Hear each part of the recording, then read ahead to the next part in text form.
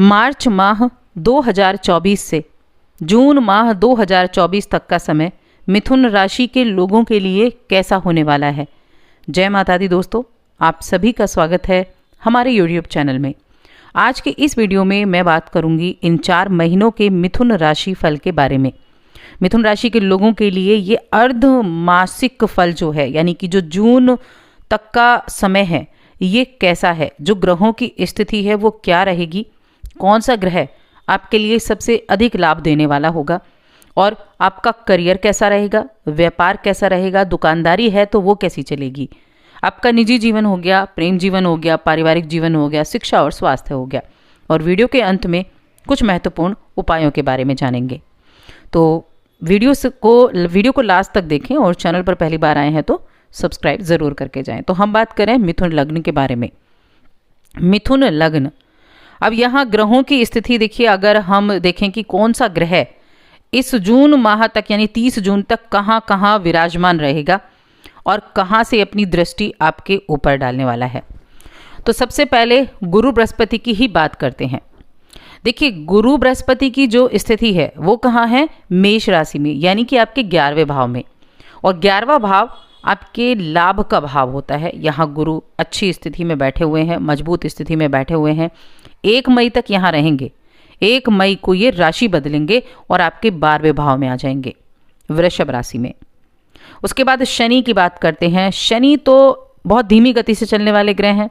पूरे वर्ष भर आपके भाग्य के स्वामी होकर भाग्य के स्थान में ही रहने वाले हैं।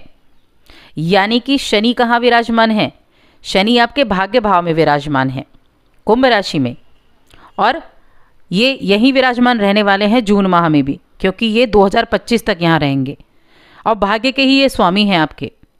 तो काफ़ी अच्छी स्थिति है मिथुन राशि के लोगों के लिए शनि की, जो एक बहुत उत्तम चीज़ है। अगर आपके जन्म के समय में आपकी कुंडली में शनि बली है तो खैर वो तो होगी बाद की बातें। अब दूसरे ग्रहों की बात करें तो राहु और केतु भी ऐसे हैं जो पूरे वर्ष भर अपने स्थान पर रहेंगे। राहु और केतु आपके 4थे भाव में, राहु आपके 10वें भाव में विराजमान है और पूरे वर्ष भर इसी जगह पर रहने वाले हैं। और यहाँ सूर्य की हम बात करें, सूर्य हर महीने राशि बदलता है। अभी सूर्य 15 मार्च तक कहाँ, कुंभ राशि में है, उसके बाद मीन में जाएंगे, उसके बाद मेष में जाएंगे और उसके बाद जाएंगे ये वृषभ राशि में। यानी आपके 12वें भाव तक इनका गोचर होगा जून के महीने तक, 30 जून तक की बात कर रहे हैं, ठीक है।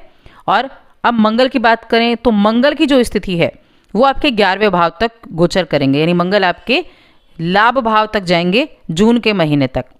शुक्र की अगर बात करें तो शुक्र का भी है। और देखिए, बुध की मैं बात करूं, बुध सूर्य के बिल्कुल साथ साथ रहता है, या तो साथ होगा या पीछे होगा या आगे होगा, यानी वो रहेगा उसके बिल्कुल नज़दीक ही।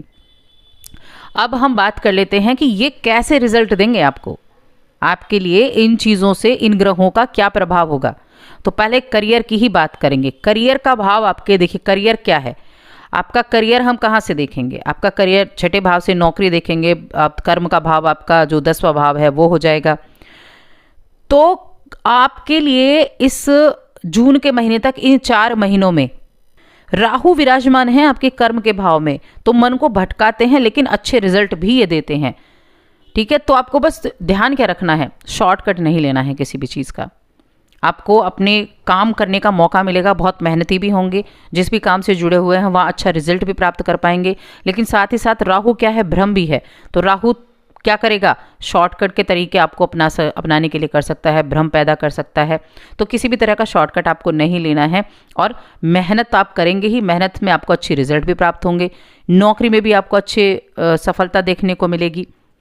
और जो मार्च का महीना है, मार्च के अंत से अप्रैल के अंत तक जो नौकरी करने वाले जातक हैं ना, उनके लिए प्रमोशन की अच्छी संभावनाएं भी बनेंगी, ठीक है। मार्च के अंत तक, यानी मार्च का महीना और अप्रैल के महीने में आपको प्रमोशन होने की संभावनाएं बनती हुई दिखाई दे रही हैं। और मई के महीने की अगर मैं बात करूं तो मई के महीने में नौकरी करने वाले लोगों को दूसरी जगह ट्रांसफ़र भी हो सकता है, या फिर आप जो प्राइवेट जॉब में हैं उनको बाहर जाने का अवसर भी प्राप्त हो सकता है, जो कोशिश भी कर रहे हैं। तो उनके लिए मई का महीना बहुत ही ज़्यादा उत्तम रहने वाला है। अच्छा, काम का प्रेशर ज़रूर ज़्यादा रहेगा। अब यहाँ से जिनके पास नौकरी नहीं है या नौकरी चेंज करना चाहते हैं, उनके लिए मार्च का महीना बहुत उत्तम है। 31 मार्च तक आपके लिए नई नौकरी के अवसर आपको प्राप्त हो सकते हैं, या फिर आप नौकरी बदलने में कामयाबी हासिल कर सकते हैं। और मई के महीने में आपके लिए प्रबल योग है कि आपका विभाग परिवर्तित हो जाए, आपका जो ट्रांसफ़र है वो हो जाए या आपका विभाग परिवर्तित हो जाए, तो इसके काफ़ी ज़्यादा योग आपके लिए बने हुए हैं। तो ये आपके करियर। व्यापार की मैं बात करूं तो देखिए, व्यापार के सिलसिले में अगर हम देखें तो व्यापार के स्वामी बुध होते हैं। व्यापार के जो ग्रहों की स्थिति है वो क्या करेगी, आपके व्यापार में उन्नति तो आपको दिलाएगी ही दिलाएगी। और सप्तम भाव आपका व्यापार का भाव भी होता है। सप्तम भाव के स्वामी जो हैं वो क्या करेंगे, 1 मई को गुरु बृहस्पति द्वादश भाव में चले जाएंगे, जो आपको विदेशी संपर्कों से व्यापार में अच्छी सफलता दिलवा सकते हैं। व्यापार के सिलसिले में विदेश यात्रा भी करा सकते हैं।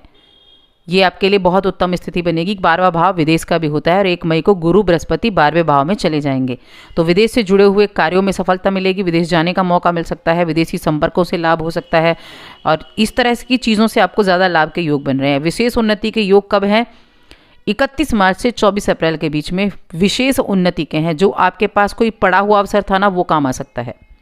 ठीक है, तो ये आपके लिए इन दोनों चीज़ों में बहुत अच्छे लाभ आपको देखने को मिलने वाले हैं।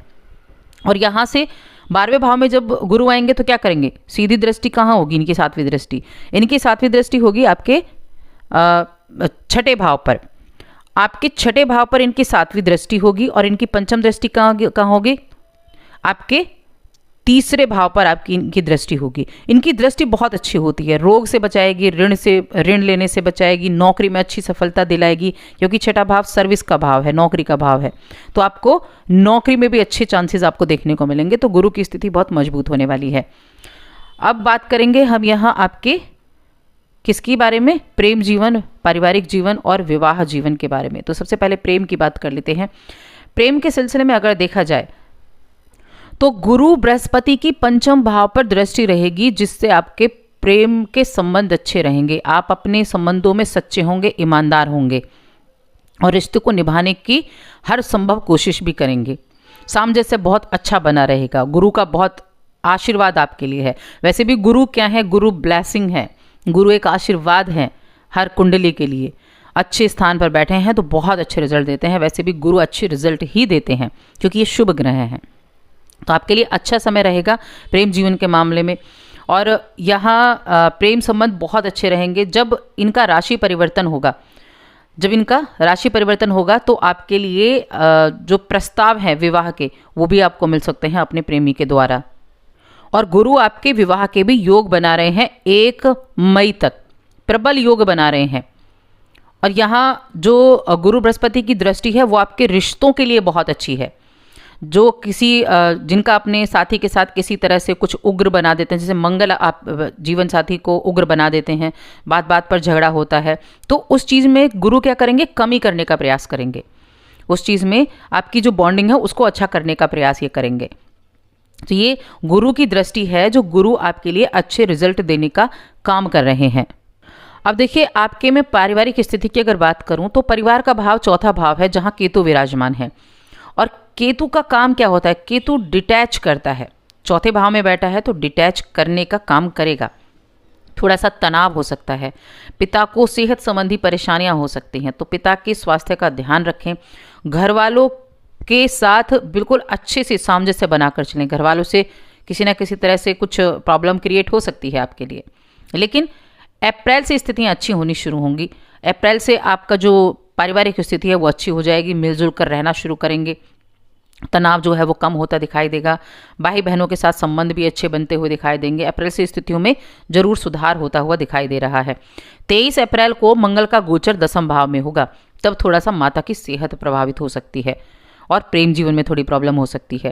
तो इसके लिए मैं आपको उपाय बताऊंगी जो वीडियो के अंत में आपको करने हैं, तब आप उपाय करें। संतान की बात की जाए और शिक्षा की बात की जाए तो जो अप्रैल तक का महीना है, मार्च और अप्रैल तक, यहाँ संतान प्राप्ति का योग बना है। जो विवाहित दंपति हैं, संतान की प्रतीक्षा कर रहे हैं, तो उनके लिए अप्रैल तक, मार्च और अप्रैल, इनमें संतान प्राप्ति का जबरदस्त योग बना हुआ है। बल्कि संतान आपकी विद्वान होगी, आज्ञाकारी होगी। जो लोग पहले से संतान वाले हैं उनके लिए भी ये समय काफ़ी अच्छा रहने वाला है। अब देखिए यहाँ कुंभ राशि में मंगल का प्रवेश होगा 15 मार्च को, और 15 मार्च से 23 अप्रैल तक आपको अपनी संतान की शिक्षा में थोड़ा सा उतार चढ़ाव देखने को मिल सकता है। तो अपनी संतान की शिक्षा के बारे में यह थोड़ा सा ध्यान रखें। 23 अप्रैल से 1 जून के बीच में कुछ स्वास्थ्य संबंधी परेशानियां हो सकती हैं, स्वास्थ्य का ध्यान रखें। देखिए सभी के लिए नहीं ज़रूरी है कि सभी के लिए ऐसा होगा, लेकिन कुछ ना कुछ ज़रूर, कुछ परसेंट तक चीज़ें ज़रूर प्रभावित करती हैं, क्योंकि हमारे जन्म कुंडली में जो स्थितियां हैं ना ग्रहों की, वो काफ़ी मायने रखती हैं। तो बस थोड़ा सा ध्यान रखने की आवश्यकता है, और जब सावधानी आप रखेंगे तो चीज़ें कहीं ना कहीं आपके लिए अच्छी रहने वाली हैं। अब शिक्षा हम बात करें, हायर एजुकेशन की बात करें, तो चौथे भाव में केतु बैठे हुए हैं, कुछ व्यवधान छोटा मोटा करेंगे ही, लेकिन यहाँ आपके लिए खुशकिस्मती ये है कि गुरु महाराज आपके लिए आपकी शिक्षा को बहुत अच्छा करेंगे। आप निरंतर प्रयास कर रहे हैं, आप अपने शिक्षा में प्रयास कर रहे हैं, तो आपको अच्छा रिजल्ट मिलेगा, और गुरु की कृपा से आपके अंदर ज्ञान की वृद्धि भी होगी। 1 मई तक तो गुरु की 7वीं दृष्टि आपके पंचम भाव यानी कि शिक्षा के भाव पर पड़ रही है, 5वें स्थान पर। तो ये बहुत अच्छी स्थिति आपके लिए रहने वाली है, और काफ़ी अच्छा रिजल्ट आपको इसके द्वारा मिलने को। अब शनि, देखिए शनि को अगर देखें तो शनि कहाँ है? शनि आपके 9वें भाव के स्वामी है और 9वें भाव में ही विराजमान है। शनि का यहाँ बैठना आपकी उच्च शिक्षा के लिए बहुत अच्छी रिजल्ट देगा। आपकी अगर डिग्री अधूरी रह गई तो आप अपनी डिग्री पूरी कर सकते हैं। आप शिक्षा में रुकावटें आ रही थी तो उनको भी आप पूरा कर सकते हैं। तो ये समय आपके लिए काफ़ी अच्छा है। स्टूडेंट्स के लिए मैं कहूँगी विशेष तौर से काफ़ी अच्छा है। शनि और गुरु की दृष्टि से आपके लिए स्थितियाँ काफ़ी अच्छी होने वाली हैं। अब स्वास्थ्य की बात कर लेते हैं कि आपका जो स्वास्थ्य है वो कैसा रहेगा, क्योंकि स्वास्थ्य अच्छा होना बहुत ज़रूरी है। स्वास्थ्य अच्छा नहीं हुआ तब दिक्कतें और ज़्यादा बढ़ जाती हैं। अब मोटा मोटी अगर हम स्वास्थ्य के बारे में देखें तो 15 मार्च तक थोड़ा सा स्वास्थ्य वीक हो सकता है, कुछ छोटी मोटी परेशानियां हो सकती हैं, तो स्वास्थ्य का ध्यान रखना है। अच्छी आदतें अपनाएं, अच्छी दिनचर्या अपनाएं तो ठीक रहेगा। कुछ बुरी चीज़ें हैं उनको निकाल दें, कोई एडिक्ट है किसी चीज़ के तो उसको निकाल दें तो अच्छा रहेगा। लेकिन मई से स्थितियाँ अच्छी शुरू हो जाएंगी आपके लिए। मई के जैसे ही मई स्टार्ट होगा तो अच्छा सुधार देखने को मिलेगा स्वास्थ्य में, और दिनचर्या में भी अच्छा सुधार देखने को मिलेगा। तो कुल मिलाकर हम कह सकते हैं कि ठीक ठाक ये समय आपके स्वास्थ्य के लिए भी रहने वाला है। चलिए अब उपाय की बात कर लेते हैं, क्या उपाय आपको करना चाहिए। सबसे पहली चीज़ है राहु और केतु के उपाय करें। राहु और केतु के उपाय करें, क्योंकि राहु 10वें में है और केतु आपके चौथे भाव में है। दोनों हमेशा एक दूसरे के अपोजिट होते हैं। तो आप अगर करना चाहें तो एक उपाय आप कर सकते हैं कि आप श्री चंडी का पाठ किसी अच्छे पंडित से आप करवाएंगे तो बहुत अच्छा रहेगा।